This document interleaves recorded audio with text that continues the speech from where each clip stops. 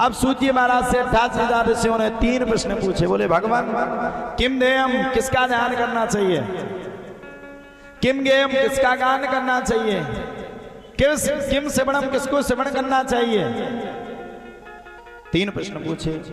सूत जी महाराज ने तीनों प्रश्नों के उत्तर बड़े बड़े श्लोकों में बद्ध कर दिए। जन्माद्यस्य यतोऽन्वयादितरतः चार्थे सुभिज्ञः सुराट् तेने ब्रह्म हृदय आदि कवये मोहयन्ति सूर्यः श्री तेजो वारिमृदाम् यथा विनिमयो यत्र तिसर्गो मृषा धाम्ना स्वेन सदा निरस्तकुहकम् सत्यं परम धीमहि। धर्मः प्रोचित कैतवोत परमो निर्मत्सराणां सताम् वेद्यं वास्तवमत्र वस्तु शिविदम् तापत्रयोन्मूलनम्।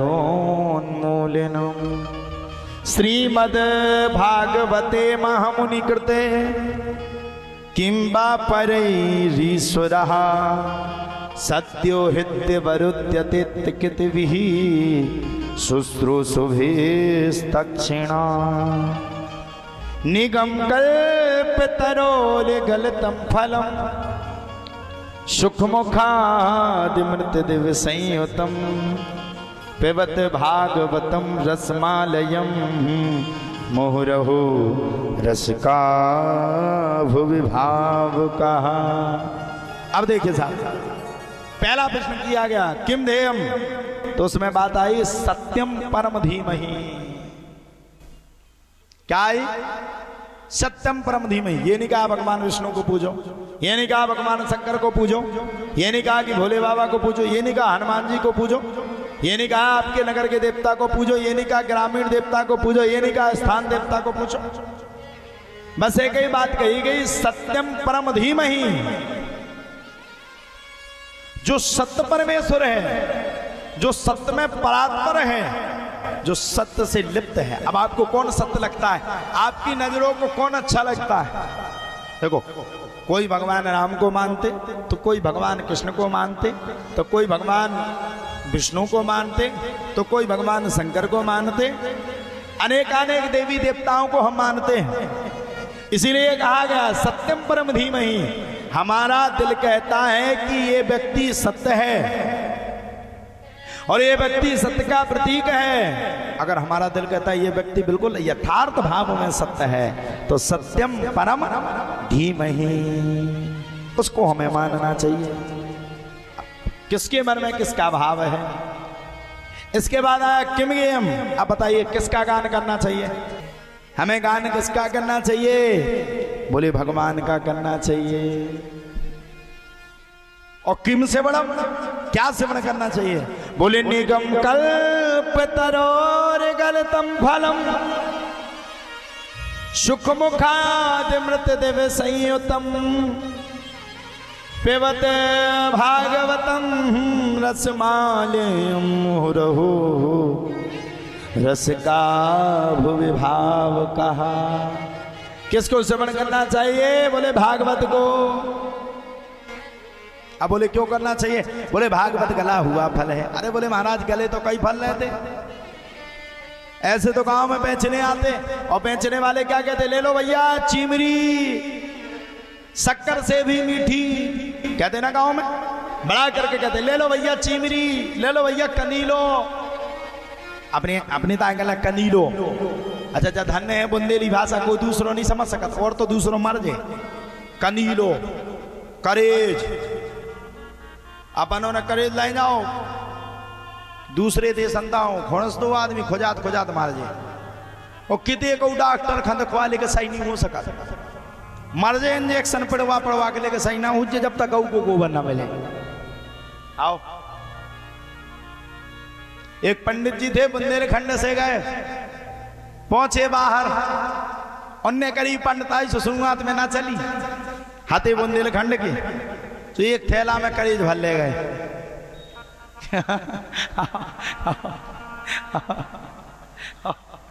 जजमान के यहाँ पहुंचे, सो जजमान के बगल से वह करेज खोस दे, करेज तो करेज जहाँ से फल गया पहुंची, सो कक्का याद आ जाते, लगे तेरे का वो कहे जजमान का, गुरुजी हम तो मरे जा रहे खुजली कर करके, ओ माय गॉड ये क्या हुआ।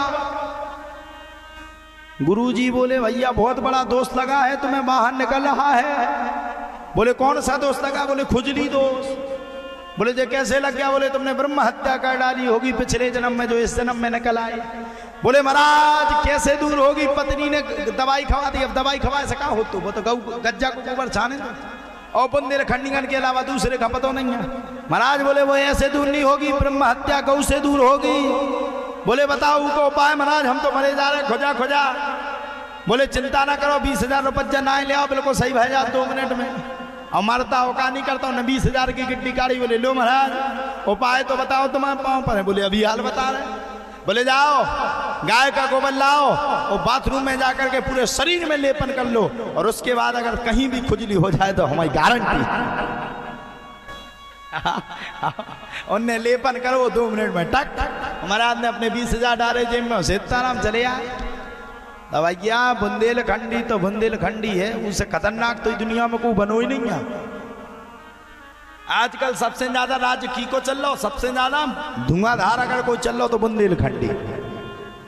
तो जो तो बुंदेलखंड है तो बोले गाने किसका करो? अब कर ले चीमरी शक्कर से भी मीठी, और चीमरी का पोलो सुबह शक्कर ही घाय नहीं करी। पूछी का रहे थे तो कब तो शक्कर से मीठी। अरे बोले हम ये कह रहे थे शक्कर से मीठी हो, शक्कर मिला लो मीठी हो जाएगी। तो बेचने वाला अपनी चीज को बढ़ा चढ़ा करके बेचता है। अब पूछा महाराज भागवत सुनने से किस व्यक्ति का कल्याण होता है? अरे बोले पागल, भागवत सुनने से तो धुंधकारी जैसे पापियों का जीवन बदल गया, गजेंद्र जैसे लोगों का मोक्ष हो गया, गजेंद्र जैसे ग्राह का मोक्ष हो गया।